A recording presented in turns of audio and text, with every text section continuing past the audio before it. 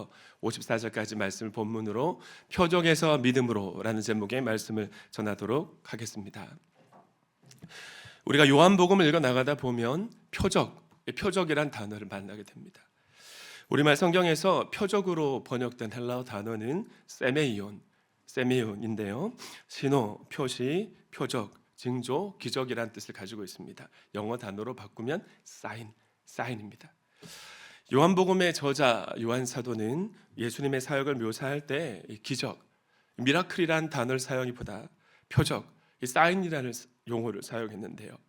이 표적이란 용어를 통해 예수님의 사역에 초자연적인 현상을 넘어서는 깊은 의미가 담겨 있다는 사실을 알려주고 싶었기 때문입니다. 예를 들면 요한복음 2장 11절과 같은 말씀인데요. 함께 읽습니다. 시작.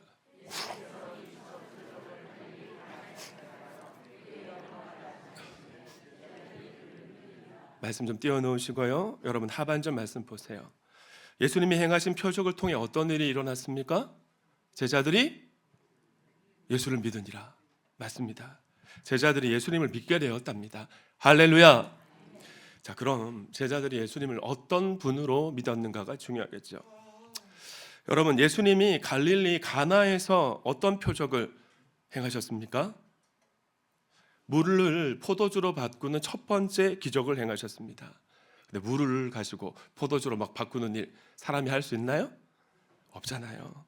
하나님만 하실 수 있는 기적입니다. 그런 기적을 행하신 예수님이 하나님으로부터 오셨고 구약의 예언자들이 예언한 메시아, 헬라로 바꾸면 그리스도라는 믿음을 비로소 제자들이 가지게 된 것입니다. 무엇을 통해서요? 표적을 통해. 정리하면 요한복음에서 표적이란 예수님이 하나님의 아들이시고 구약의 예언자들이 예언한 그리스도임을 알리는 표적 역할을 한다는 것이에요. 오늘날에는 기도 응답이 표적 역할을 합니다. 목장 식구들과 함께 이번 신년 새겹줄 기도에도 믿음의 선배들과 함께 우리 권사님 집사님들이 기도할 때 기도 응답이 지금도 막 쏟아지고 있는 거죠. 저희 부부가 섬긴 팔로 컴파스 목장에도 목원들과 함께 기도할 때 표적이 참 많았었습니다. 하지만 이제 저희 부부가 목자 목녀 사역을 잠시 내려놓으려고 하는데요. 두 가지 이유가 있습니다. 그 중에 하나는 3월 말부터 가정교회가 재출범하잖아요. 그리고 그 이후에 저희 가정에 모든 목장을 매주 초대하려고 합니다. 성도님들 전체를 좀 매주 돌아보아야겠다라는 마음을 주님이 주셨기 때문이고요. 원래 계획은 2월 둘째 주일부터 전 성도가 목장 재선택하는 시간을 가지고 안 하시는 분들은 제가 이제 지역별 다 넣을 겁니다. 그래서 3월 첫째 주일에 가정교회 원년 재출범식을 가지는 것이었습니다. 근데 목자 목녀 면담이 조금 지체가 되어서 가정교회가 재출범하는 이 원년이 계획보다 한 2주 정도 늦어질 수 있을 것 같습니다. 참고하시면 좋을 것 같고요. 저희 부부가 목자 목녀를 내려놓는 또 하나의 이유는 우리 팔로 컴파스 목원들의 믿음이 신앙이 불쑥 자랐기 때문입니다.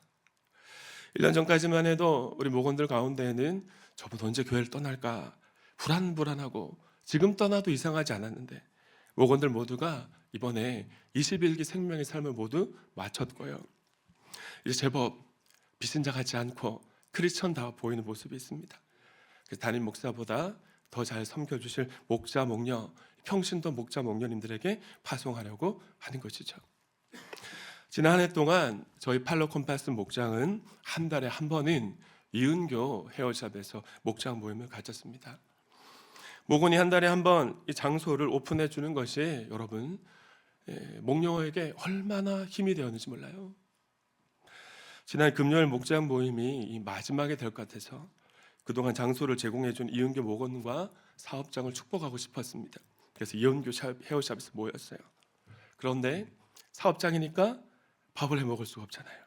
그래서 각자가 암사시장에 가서 떡볶이, 어묵, 순대, 닭강정 사왔습니다. 그리고 목장 친구들과 함께 맛있게 애찬을 했고요. 황영임 목원부터 3나눔 시작했습니다. 이참에 제가 좀 당부를 드리려고 하는데 언제 얘기하려고 하다가 목장 모임 시간에 나누었던 나눔은 절대로 목장 밖에서 오픈하면 된다 안 된다? 안 됩니다. 당연히 안 됩니다. 특히나 부정적인 이야기를 밖에서 나누면요, 내가 아무리 자기 합리화를 하고 그럴듯한 명분이 있어도 반드시 그 이야기가 돌고 도니까 누군가의 가슴을 아프게 하고요. 너만 알고 있어야 돼. 그러고 얘기했는데 그 얘기가 너만 알고 있진 않잖아요. 결국엔 사람을 실족시키기 때문에 사단 마귀의 도구가 될 수 있다는 사실을 기억하시기 바랍니다. 아멘이십니까? 여러분, 바로 그 순간 하나님으로부터 받을 복이 내가 10개가 있다면 그 중에 90%는 다 까먹어 버리는 겁니다. 왜 그럴까요? 하나님과 나 사이에 죄라는 장벽이 생겼거든요. 우리 동암교회는 그런 분이 한 분도 안 계신 줄 믿습니다. 그러니까 오늘 저는 부정적인 이야기가 아니고 은혜 나누면서 목원들에게 동의를 받고 말씀드립니다. 그 개찬을 한 후에 제가 황영인 목원에게 새로운 삶공부 이번에 마치셨는데 삶공부를 통해 주신 은혜가 뭐냐고 물었어요. 그랬더니 남편 영혼 구원에 대한 마음이 커졌답니다. 과거에 남편 영혼을 이제 남편 영혼의 구원을 위해 친절하게 대하겠다. 난 좀 친절하지 않고 무뚝뚝한 아내였는데 좀 친절하게 되어서 마음을 열어야겠다라는 말씀하셔서 참 너무 제가 감동이 되었습니다. 근데 이분이 목장에 처음 오셨을 때는 이런 나눔을 자주 하셨어요. 목자님, 목사인데 목장에서 목자니까 목자님, 제가 신앙생활을 시작하긴 했는데 아직은 좀 긴가민가합니다. 근데 그때마다 목장 식구들과 함께 기도하고 그 기도 응답을 해주시는 거예요. 하나님이 황영인 목원에 살아계신 하나님이심을 신이 나타내 보여주셨던 것입니다. 그러면 또 목장 모임 시간에 감사 나눔을 하겠죠. 아, 목자님, 문제가 해결된 걸 보니 하나님이 계신 것 같긴 한 것 같습니다. 그를 반복해 오셨어요. 그런 신앙이 자라가신 것이죠. 오늘 하나님은 기도 응답이라는 표적을 통해 당신이 살아계신 하나님이심을 알려주시는 줄 믿습니다. 여러분, 그래서 새 교우들에게 기도하는 시간이 더 많이 필요한 거예요. 그 표적이 더 많이 부어해 주시니까. 새 교우들은 하나님과 허니문 기간을 보내실 때 목장 식구들과 믿음의 선배들과 함께 기도 제목 나누시고 더 많이 기도하셔서 기도 응답에 기쁨이 충만하시길 축원합니다. 그러자 한정희 목원이 눈물을 글썽거리면서 이런 나눔을 이어가셨습니다. 그동안 저는 남편의 섬김이 당연한 줄 알았습니다.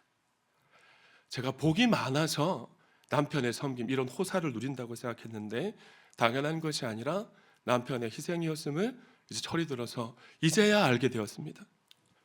눈물만 흘리시는 거예요. 그동안 남편에게 잘못해 준 것이 너무 많아서 닭똥 같은 눈물을 뚝뚝 흘리셨는데 생명의 삶 하면서 변화가 되신 거예요. 제가 그랬죠. 이제 남편이 밤 100살이 되셨습니다. 중년 가로사도 많은데 몸을 아끼지 않고 가정을 건사하지 않습니까? 그런 남편에게 선물해 줄 수 있는 가장 큰 선물이 예수 그리스도의 복음입니다. 인교 목원 연하여 중과 같은 고통의 순간을 지나오셨습니다. 일일이 나눌 수는 없고요. 너무 힘이 들어서 하나님, 당신이 정말 있다면 20대 중반에 쌍둥이 낳고 도대체 나에게 왜 이러십니까? 라고 하나님을 방해하는 시간이 있으셨대요. 이웃은 신앙의 슬럼프가 있으셨지만 동암교회 만난 것이 너무나 감사하고 특별히 이번 새년 세겹줄 기도의 시간에 세겹줄 조원과 함께 간절히 기도하시는데 하나님께서 나에게 상처 주신 줄 알고 있었던 그것이 오히려 은혜였다는 사실을 깨닫게 하셨다고 눈물을 흘리시는 거예요. 가족이 하나가 되고 상처가 치유되고. 최영기 목사님이 말씀 축제 때 하신 말씀을 한 번 더 강조드립니다. 믿음이란 의심이 없는 상태를 말하는 것이 아니라 믿음을 선택하고 결정하고 시작하는 것이다. 60-70% 정도 그럴 수 있겠다는 생각이 들어서 결단하고 예수님을 나의 구주, 나의 주님으로 영접하고 믿음의 삶을 살아가면 어떻게 됩니까? 나머지 30-40% 부분은 하나님께서 하나님 빼곤 설명될 수 없는 표적, 이 기도응답을 통해 날마다 채워가실 줄 믿습니다. 아멘이십니까? 예수님이 행하신 표적이 예수님을 나의 구주, 나의 주님으로 고백한 믿음까지 나아가게 한다는 것이 요한복음이 전하는 신학적 메시지인 것입니다. 오늘 우리가 읽은 본문은 예수님이 행하신 두 번째 세메이온, 이 표적 사건을 기록하고 있는데요. 43절 말씀 한 번 더 읽어주십니다. 시작.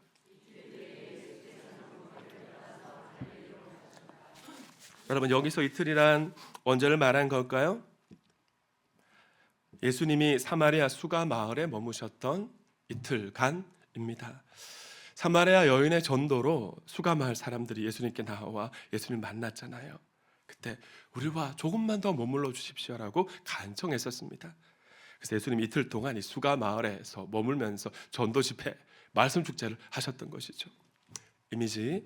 그리고는 수가 마을 사람들과 이틀을 지내느라 잠시 멈췄던 갈릴리로의 여정을 시작하셨습니다. 화면으로 보시는 바와 같이 사마리아 수가에서 갈릴리로 들어가는 초입에 예수님의 고향 마을인 나사렛이 있었습니다. 근데 이게 웬일입니까? 예수님이 본인 고향인 나사렛을 그냥 패싱해 버리는 거예요. 제자 중에 누군가가 질문을 합니다. 왜 예수님의 고향인 나사렛은 들르지 않으십니까? 그래서 예수님이 이렇게 말씀하세요. 44절, 예언자는 자기 고향에서는 존경을 받지 못한다. 그리고는 가나 마을로 들어가 버리신 겁니다. 아직은 세례 요한이 활동하고 있을 정도로 예수님의 사역 초기입니다. 사역 초기에 예수님은 아직 예수님을 한 번도 만나지 못한 사람들을 다 찾아가셨습니다. 그리고 하나님 나라가 이 땅에 도래했다는 사실을 전하는, 하나님 나라 복음 전파하는 일에 집중하셨던 거죠. 그래서 나사렛 마음을 패싱하셨지만 결국엔 중기 사역 말미에 나사렛 마을을 찾아가세요. 마가복음 6장 1절부터 3절까지 말씀과 평행 본문 말씀들을 보시면 나사렛 마을에 방문하신 예수님, 안식일이 되자 늘 하시는 대로 회당에 가셨습니다. 그리고 이사야 61장 1절과 2절 말씀으로 복음을 전하셨어요. 그러나 고향 사람들의 반응은 어떠했습니까? 차가웠습니다. 냉담했습니다. 아니, 저자는 목수 요셉의 아들이 아닌가? 저자의 어머님 마리아고 저자의 아우들과 누이들이 우리와 함께 살고 있으면서 어떤지 다 알고 있는데 도대체 지금 뭐라고 짓거리는 것인가? 그러자 그때도 예수님 같은 말씀을 하세요. 함께 읽을까요? 시작.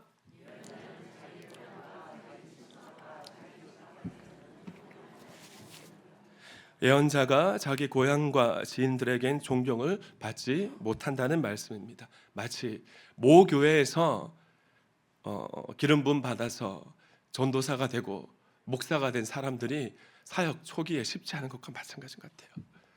그저 마을 사람들의 반응이 어떠합니까? 누가복음 4장 23절 말씀은 이 예수님이 회당에서 하시는 말씀이 내 마음에 들지 않는다고 예수님을 절벽 꼭대기까지 끌고 올라가서 밀쳐서 죽이려고 했다고 기록하고 있고요. 마가복음 6장 5절은 나사렛 마을에서의 사역을 이렇게 결론 짓고 있습니다. 예수께서는 다만 몇 명 병자에게 손을 얹어서 고쳐준 것 밖에는 거기서는 아무 기적도 행할 수 없었다. 하나님의 아들이 기대감이 없는 곳에서는 어떤 기적도 하실 수 없었던 것입니다. 여러분, 우리 예수님은 모든 것을 알고 계신 하나님이신 줄 믿습니다. 이럴 줄 아셨어요. 그럼에도 불구하고 고향 마을 사람들도 하나님 나라의 복음을 한 번은 들어야겠기에 발걸음을 하셨던 것입니다. 그러나 여러분 한번 깊이 생각해 보시죠. 여기서 고향이란 비단 물리적인 고향만은 아닌 것 같아요. 우리 환경에 익숙하고 친숙해지면 이제 서울이 암사동이 제2의 고향이 되었습니다. 하남이 제2의 고향이 되었습니다라는 말을 하잖아요. 이건 편안함을 느낍니다. 그러나 우리가 편안해지는 만큼, 익숙해지는 만큼 설렘이나 기대감은 반비례해서 잃어버릴 수 있다는 사실인 것입니다. 기억하십시오. 갈급한 마음, 기대하는 심령, 사모함이 없는 곳에서는 하나님이 역사하실 수 없다는 사실을. 고 오카는 목사님은 이런 말씀을 추상같이 하셨습니다. 복음을 다 안다는 생각은 마귀의 생각이다. 또그만 한다는 마귀의 음성을 물리치십시오. 오늘 저는 2부 예배에 참석하신 모든 분들이 다 안다는 생각과 익숙함을 경계하고 날마다 새로운 은혜에 대한 기대와 갈망으로 하나님 앞에 나아가시길 축원합니다. 축원합니다. 그러나 나사렛 마을을 제외한 갈릴리 지역 사람들은 예수님을 막 환영하는 거예요. 그 이유가 무엇인가? 45절입니다. 함께 읽습니다. 시작.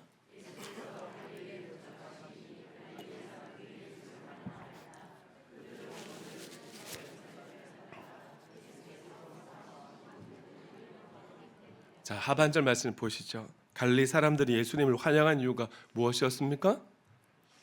맞아요. 예수님이 예루살렘에 행한 모든 일, 표적이죠. 표적을 보았기 때문입니다.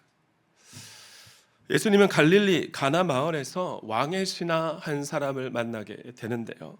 왕의 신하는 헬라어로 왕의 관료, 고위 관료, 고위직이라는 뜻을 가진 바실리코스입니다. 유대 전승에 의하면 이 고관은 갈릴리와 베레아 지역을 다스렸던 분봉왕 헤롯 안티파스의 청지기, 고위관직을 겸임했던 구사라는 사람이었어요. 전지적 구사 시점에서 한번 제가 이제 말씀을 드리겠습니다. 어느 날 가버나움의 한 집에 급박한 상황이 벌어집니다. 그 집은 평소에도 조용한 집이 아니었는데 아들의 병이 너무나 위중해서 사선을 넘나들고 있었기 때문입니다. 이 집의 주인이 바실리코스, 이 고관이라는 말은 동원할 수 있는 권력과 재물과 인력이 많다는 뜻이거든요. 이런 사람은 아들이 중병에 걸리면 어떻게 하나요? 그가 할 수 있는 모든 것을 다 동원하잖아요. 의사를 모셔와도 보통 의사가 아니라 전 세계적으로 그 분야의 저명한 의사들을 어떻게든 모셔올 것이고요. 민간요법에 비신자라면 무속신앙까지도 할 수 있는 모든 것을 다 할 수 있는 존재가 바로 바실리코스, 이 고관이라는 개념입니다. 그러나 그의 권력이나 재물이나 인맥도 아들의 생명을 구할 수 있었다 없었다? 없었던 거죠. 그렇게 마지막 남은 희망이 사라져가는 순간 누군가 그에게 속삭였어요. 예수라는 분이 계십니다. 그분은 물을 포도주로 변하게 하고 병든 자도 고친다고 합니다. 그럼 이 사람이 이 고관에게 무슨 이야기하고 있는 거예요? 두자, 표적 이야기하는 겁니다. 그 순간 고관은 자리에서 일어나 결심했을 것입니다. 내가 사랑하는 내 아들을 살릴 수만 있다면 무슨 일이든 하리라. 사랑하는 아들의 죽음 앞에 나는 고위 관리라는 자존심이나 체면을 거침없이 내려놓고 예수님이 오셨다는 가나 마을로 달려갔습니다. 제가 설교를 준비하면서 이 가버나움에서 가나까지 얼마나 될까, 그리고 지형을 조사해 보았더니 먼저 거리가 약 32km더라고요. 32km면 하루 걷기에 부담스럽죠.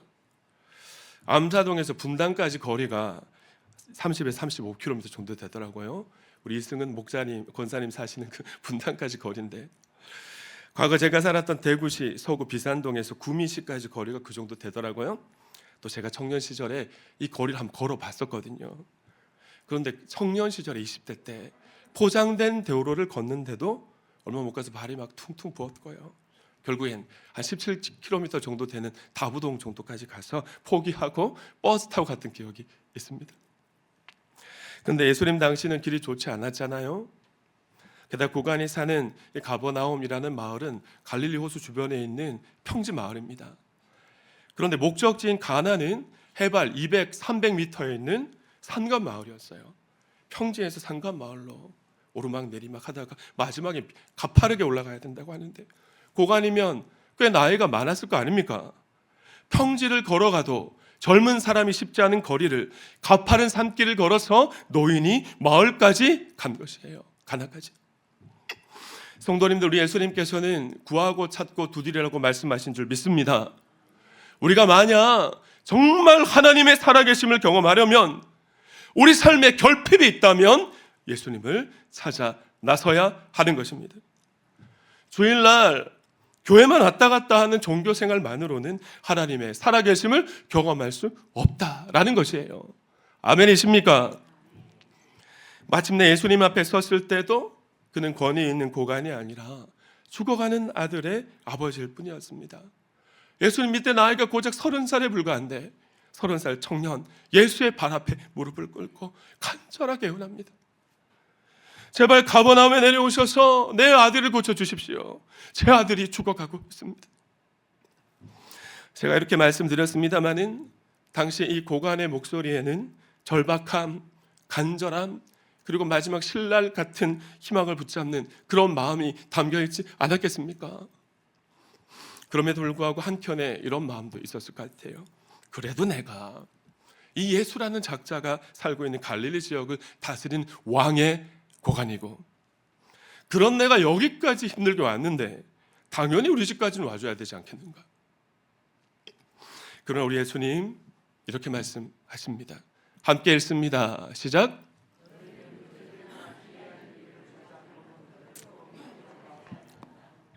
나는 기적이 필요한데 예수님은 기적을 주시기 전에 무엇을 요구하신 겁니까? 믿음 요구한 겁니다. 믿음. 이제 예수님 처음 봤는데 이때 고관이 얼마나 당황스럽고 민망했을 거였어요. 그러나 고관은 자존심을 부리지 않습니다. 더 간절하게 강청했어요. 선생님, 제 아이가 죽기 전에 우리 집에 한 번만 가주십시오. 그런 그에게 예수님은 이렇게 말씀하십니다. 돌아가라, 내 아들이 살 것이다. 할렐루야. 우리는 할렐루야 했지만 이때 고관의 마음이 어땠을까요? 머리가 복잡했을 것 같아요. 이게 무슨 말인가? 예수님이 우리 집에 가서 내 아들의 몸에 손을 얹고 기도해 주셔야 나을 것이 아닌가? 그런데 아무것도 안 하셔놓고 그냥 살 것이라니. 그러나 50절 하반절은 이렇게 기록하고 있습니다. 그는 예수께서 자기에게 하신 말씀을 어떻게 하고? 믿고 떠나갔더라. 할렐루야. 한 번 더 따라합시다. 믿음은 보이는 것이 아니라 말씀을 붙잡는 것이다. 아멘이십니까? 여기서 우리는 중요한 교훈을 발견하게 됩니다. 이 고관은 아직 아무런 기적을 경험하지 못했습니다. 그럼 무엇을 붙잡았을까요? 내 아들 살 것이라는 예수님의 말씀만 붙잡았습니다. 마음 한구석에 불안한 마음이 왜 없었겠습니까, 여러분? 그러나 그는 중요한 사실, 말씀을 붙잡고 집으로 돌아가는 길에서 기적을 경험하게 되는 것입니다. 마중 나온 종들이 기쁨에 가득한 목소리로 주인님, 아드님이 살아나셨습니다 막 외쳤고요. 너무 놀라가지고 언제 나왔느냐라고 물었더니 어제 오후 1시에 열기가 떨어졌습니다. 가만히 생각해 보니까 그 시간이 바로 예수님이 내 아들이 살 것이라고 말씀하셨던 바로 그 순간이었던 것이죠. 사랑하는 성도님들, 지금까지 성도님들의 삶에 하나님 빼고는 설명될 수 없는 일들이 얼마나 있으셨습니까? 여러분이 계획을 세우고 예측해서 그 경로대로 따라가다가 일어난 그런 일들 말고요, 하나님 빼고는 설명될 수 없는 일들. 용서하고 들어주십시오. 전 하나님께 간절히 기도하고 믿음으로 사역함 행했을 때 이런 기적 같은 일들이 참 많았습니다. 도함교회 와서 왜 그럴까 한번 깊이 묵상해 봤어요. 그랬더니 언제나 문제를 가지고 급박할 때 말씀을 선택하느냐, 상황을 선택하느냐, 하나님 앞에 기도할 때 하나님의 말씀을 선택해야 된다는 확신을 주시면 그 이후부터 문제는 하나님께 맡기고 그 말씀을 붙잡고 그냥 벼랑 아래로 믿습니다 그러고 몸을 던졌던 것 같아요. 이 기적 같은 기도 응답의 역사를 경험할 때까지 순적하기만 했을까요? 내가 결정한 일이 잘한 일일까? 나는 괜찮지만 내가 믿음으로 선택했다 말한 일 때문에 교회와 내가 가는 길에 기쁨으로 동참해 주는 동력자들, 성도님들 어려움 당하면 어떡할까? 그래서 동력자 기도 제목을 나누고 말씀 붙잡고 더 간절하게 애절하게 하나님 앞에 정말 늑대처럼 표효하면서 기도했던 것 같아요. 그러니까 마침내 하나님께서 기적 같은 역사를 매번 경험하게 하셨습니다. 작년에도 과거 섬겼던 교회 한 집사님이 그때 저와 함께 했던 그 은혜가 너무 갈급하니까 러브 필리핀 잠발레스 다음기 봉사 선교에 참석하신 것이잖아요. 여러분, 인간의 이성으로 다 계산하고 안전하게 예배책 다 세워놓고 상처받지 않으려고 이 안전 테두리 안에서만 걸으면요, 하나님께서 기적 같은 은혜를 베풀어 줄 공간이 줄어들 수밖에 없는 것입니다. 다 해지게 되는데, 오늘 이 바실리코스 고관은 내가 주께 대하여 귀로 듣기만 하였사오니 하나 이제는 눈으로 주를 배움나이다. 내가 주에 대하여 귀로만 들었으나 이제는 내 눈으로 주를 배움나이다라고 고백했던 욥처럼 귀로 들었던 예수님의 표적을 온몸으로 경험하게 됩니다. 그제서 확신하게 되죠. 내가 만난 예수가 하나님의 아들이고 구약의 예언자가 예언한 메시아가 맞구나. 할렐루야. 그리고 53절, 그래서 한 사람의 단순한 순종으로 말미암아 어떤 일을 합니까? 온 가족이 예수 믿고요. 믿음의 명문 가정이 되고, 54절 말씀은 여러분의 목소리를 씁니다. 시작.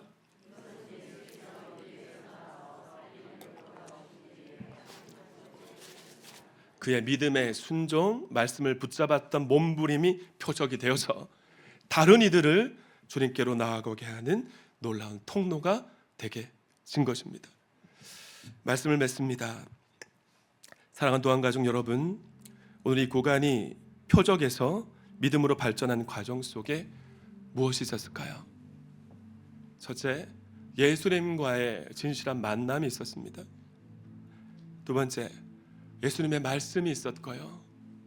세 번째, 그 말씀이 내 머리와 상식으로는 이해되지 않지만 말씀을 붙잡고 순종하려는 몸부림, 그 몸부림이 인내하는 시간이 있었던 것입니다. 그러나 표적을 통해 예수님께로 나아왔고 예수님과 만나긴 만났어요. 근데 예수님이 주신 말씀에 내 머리로 계산하고 이거 핑계대면서 단순하게 순종하지 못하면 어떻게 될까요? 일단 말씀에 깊이 뿌리를 내릴 수 없고요. 평생 신앙생활하면서 어디 용한 목사님 없나? 역시 찾아다니고 늘 표적만 구하는 감정신앙인이나 기복주의 신앙인이 되고 말 것입니다. 또 벌받을 것 같아서 늘 해왔기 때문에 형식적으로 종교생활하는 종교인으로 신앙 성장이 멈추고 만다는 것이 오늘 본문이 전하는 메시지인 것입니다. 예수님의 중기사역을 기록한 누가복음 8장 1절에 3절까지 말씀은 이 가정의 이후 행적을 이렇게 기록하고 있습니다. 1절, 그 뒤에 예수께서 고을과 마을을 두루 다니면서 하나님 나라의 복음을 선포하며 그 기쁜 소식을 전하셨다. 12제자가 예수와 동행했다. 2절, 그리고 악령들과 질병에서 고침받은 몇 명의 여자들도 동행했는데 7 귀신이 떨어져 나간 막달라라고 하는 마리아와 함께 읽습니다. 시작.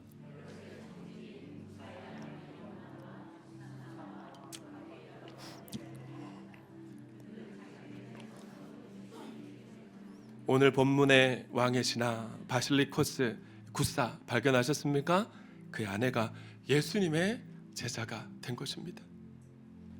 한 사람의 단순한 믿음과 단순한 순종이 이 가족 구원을 넘어 온 가족이 그리스도의 진짜 제자가 되는 감격의 역사를 일궈냈던 것이죠. 오늘도 질문으로 설교를 마치려고 합니다. 오늘 여러분의 삶에 하나님을 경험하고 싶은 갈망과 은혜에 대한 기대가 있으십니까? 그리고 예수님과 진한 만남을 경험하신 적이 언제입니까? 눈물을 쏟아가면서 하나님께 기도하고 그 기도 응답해 주시다고 팔짝팔짝 뛰며 감사하고, 그 옛날 어느 기도원에 가서 불받았던 그 얘기 말고요. 옛날 원로 목사님 계실 때 은혜 나누었던 그 얘기 말고요. 지금 현재 모습 속에 그토록 만약 표적을 구하고 계신다면 하나님 말씀이 얼마나 단순하게 순종하고 계시고 그 말씀을 붙잡고 씨름하고 계십니까? 그런 여러분의 삶에 하나님의 기적 같은 역사가 있을 줄 믿습니다. 이 시간 침묵으로 기도할 때 하나님이 들려준 레마의 음성으로 3가지 질문의 답을 찾아가는 저 여러분 되길 축원합니다. 하나님께 영광의 박수 올려드립니다.